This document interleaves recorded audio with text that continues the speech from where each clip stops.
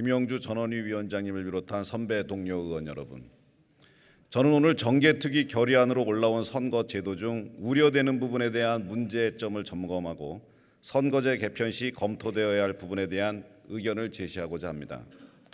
먼저 준연동형 비례대표제의 문제점에 대해서 말씀드리겠습니다. 지난 1919년 12월 27일 20대 국회 당시에 제1야당인 자유한국당을 배제한 이른바 4+1 협의체는 논란 끝에 준연동형 비례대표제를 국회에서 통과시켰습니다.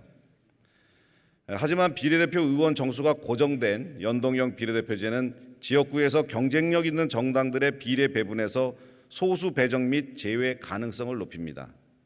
연동 배분에 적용되는 의석 비율과 투표로 나타난 득표 비율과의 괴리로 오히려 표의 등가성을 훼손시킬 수 있습니다.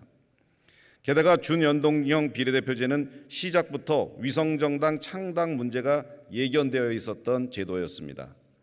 알바니아, 베네수엘라 등 우리나라보다 먼저 제도를 도입했던 국가들도 연동형 비례대표제의 도입 후 위성정당 창당의 부작용을 겪고 연동형 비례대표제를 폐기했습니다. 위성정당 창당 원인이 연동형 비례대표제 자체에 내재되어 있기 때문에 제도적 장치를 통해서는 부작용을 막을 수가 없습니다. 이처럼 많은 부작용을 낳으며 선거법 개혁의 대표적인 사례가 된 준연동형 비례대표제는 이번에 폐기되어야 합니다. 본 의원은 과거에 병립형이나 권역별 방식을 도입하는 것을 검토해 볼 필요가 있다고 봅니다. 병립형 비례대표제의 경우 취약계층, 각종 분야 전문가의 의회 진입 가능성을 높입니다. 정당 득표율과 의석 점유율 간의 불비례성을 전국 단위 비례대표제 선거를 통해 완화합니다. 위성정당 출현을 원천적으로 차단하는 효과를 기대해 볼 수 있습니다.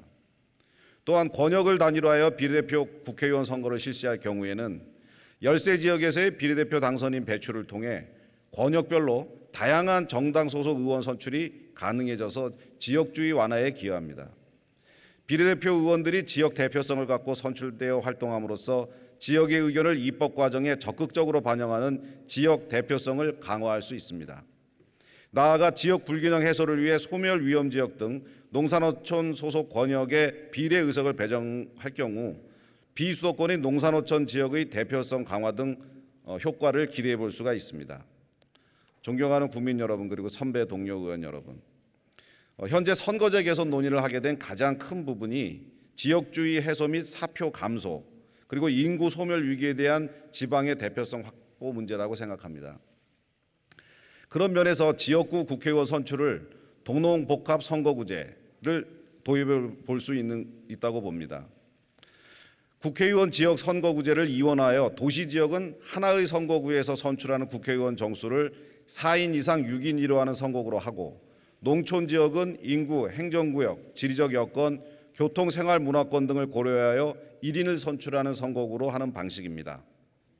도시 지역은 중대선거구제를 적용함으로써 사표 최소화라는 장점을 살리고 하나의 행정단위에서 분리되었던 국회의원 선거구를 통합해서 유권자들의 지역 정체성에도 부합하게 될 것입니다.